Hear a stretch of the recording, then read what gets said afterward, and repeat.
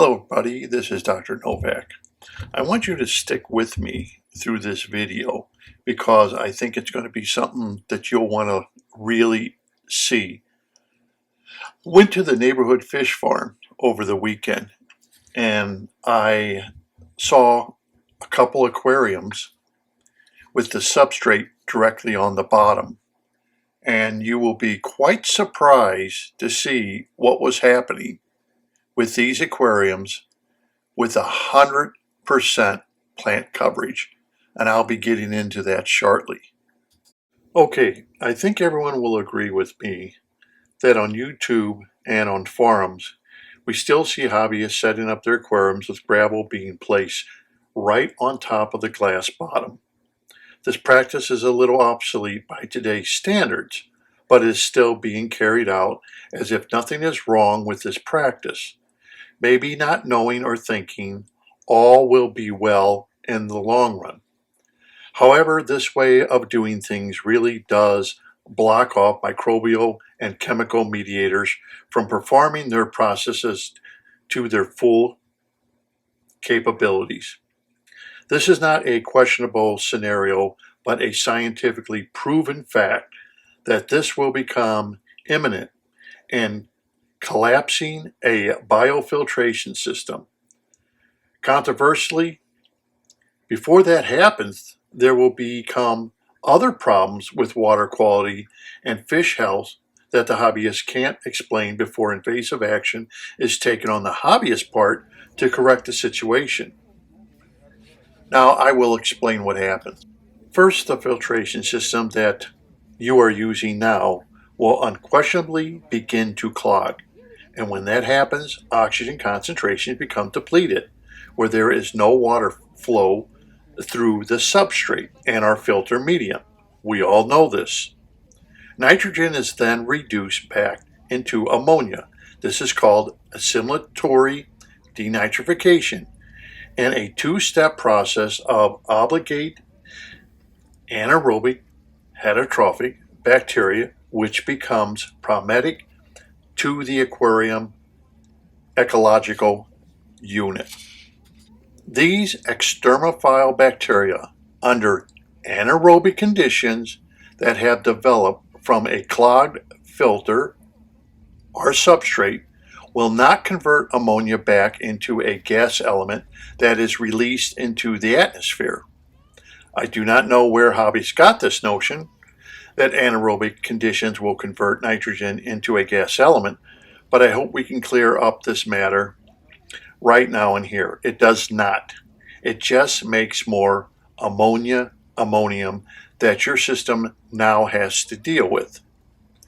This is extremely important to know because ammonium can be recycled in the filter back into nitrates, and either or both nitrates and ammonium can diffuse throughout the filter medium, creating an extremely nutrient-rich filter environment and leach into bulk water. The additional ammonium and our nitrates that leach into the bile network becomes a new food source for cyanobacteria and algae alike, just like the pictures are showing. You see the algae, and you can tell the cyanobacteria starting to grow. Here's the proof right here. You're looking at an aquarium that this is happening to, and it has 100% of its substrate covered by plant matter. Not 70%, 100%. And look at the big, huge gaps that water wasn't even in those gaps. That's right. You're looking at the substrate where water was void inside all those pockets. Now I'm going to get into that. Therefore, it should now be extremely clear just what classes of bacteria exist, where and why, and what they can accomplish. However, in most cases, our aquariums contain more bioload than what exists microbes can adequately process into an overall balanced environment within the biotope itself. So in other words, our bioloads are bigger than the microbes can take care of when you don't have fluids moving through the substrate. It can technically be said that that no matter what type or size of filtration that most hobbyists use, the microbial population in the filter will be in equilibrium and are balanced with its supply of foodstuff. The blackening of the media is from hydrosulfuric acid in the pictures that I showed previously, caused by obligatory anaerobic bacteria.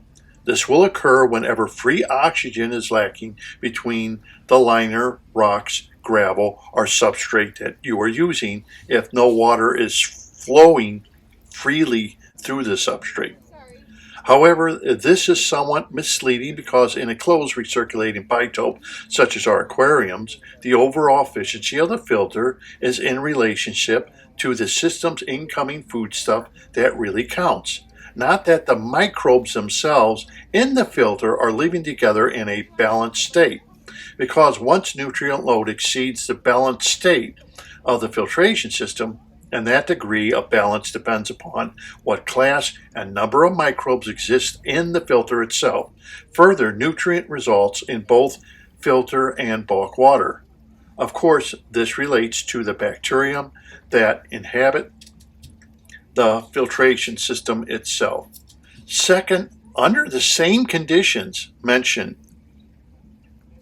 two colors, flammable poisonous gases, methane and hydrogen sulfide gas, are then created. You notice the pockets in this substrate. These two gas elements have been proven to degrade water quality significantly. In addition, forming a weak acid called hydrosulfuric acid, a blackening of the substrate can occur due to the lack of free oxygen in the substrate. Furthermore, methane with ammonia will produce hydrogen cyanide. Hydrogen cyanide, also called hydrocyanic acid, and prussic acid, is extremely poisonous to humans and aquatic animals alike. Numerous plants and aquatic animal diseases can be related to such gases, along with premature death, with the hobbyists not knowing or understanding what happened to their pond or their aquarium, for that matter, because these gases are invisible. But if you look at the pictures right here of the film I took, you can see the buildup of these gases in the substrate that was placed directly on the bottom. Even though you've been told repetitively that if you have plants, this won't happen. Well, that's not true, because these pockets were void 100% of any liquid inside of them. These are gases building up in the aquarium. And this is why if you use these substrates, sand falls underneath that, mud, even clay, they compact so much that this is what happens. These gases cannot be released, and therefore they start building up in the substrate itself. Yet, if you look at the pictures, there's plants growing. And you're probably thinking to yourself, scratching your head, how can this happen? This can't possibly happen in my aquarium because I have 100% coverage with plants, and therefore the root system is bringing oxygen into the substrate. Well, here's your proof is in the pudding, as they say. There's two aquariums at the place I went to, and they both were doing exactly the same thing. Now, these aquariums are over a year old. They're like almost 2 years old. But as you see the plant growth, but as you can also see, the water's all green. There's already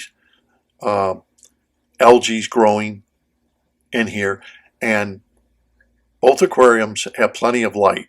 So it's not a part of lack of light. But look at the substrate closely. This is what happens. What you cannot see, but this is what's happening when you can't move fluids through your substrate. And I've been trying to explain this. Here it is. Now you can see it for yourself. It's happening with this. Yet, the entire tank is full of 100% rooted plant growth. And it still is happening. I was trying to explain that to you, that once your substrate gets thicker and thicker, this is not going to be full of oxygen, and you're going to now harbor the wrong kind of bacteria in that substrate. I thought I would also show you some pictures of the latest pictures of the 48-gallon breeder aquarium with the goldfish in it now, since it's 9 months old. The fish are doing well, the plants are growing great. The tank is very clean, and as you once again can see, it's not full of algae, even though the lights are on for about 15 hours a day. The goldfish are doing absolutely great. They're having a great time. The only downside is I have to clean these plants out in every so many weeks and thin them out, and then they grow back again. Other than that, look at them. Very colorful, doing just great, no problems. You don't see a bunch of algae problems or anything else with the aquarium, and especially if you have 6 large goldfish creating quite a lot of waste. I bought duckweed for them a few weeks ago, quite a lot of duckweed, and they ate it within 2 days. And they really messed up the tank as far as their waste goes, but not a problem. The filtration system handled it, and I wanted to show this, that with the proper filtration system, doing things right, there's no reason why people can't have beautiful goldfish without them getting sick and all kinds of problems in your aquarium. So that's why I took these pictures, to kind of give insight to people as time goes on, how well the aquarium is doing, even though it is overstocked with goldfish. Okay, that's it with this video. I hope you enjoyed it. Now you got to see for yourselves exactly what could happen with substrate thrown on the bottom without using a plenum. I hope you enjoyed these are the latest pictures. As you can see, no algae all over all the plants and everything else, even with this 195 watts of LED, which is equal to a 400 watt metal halide.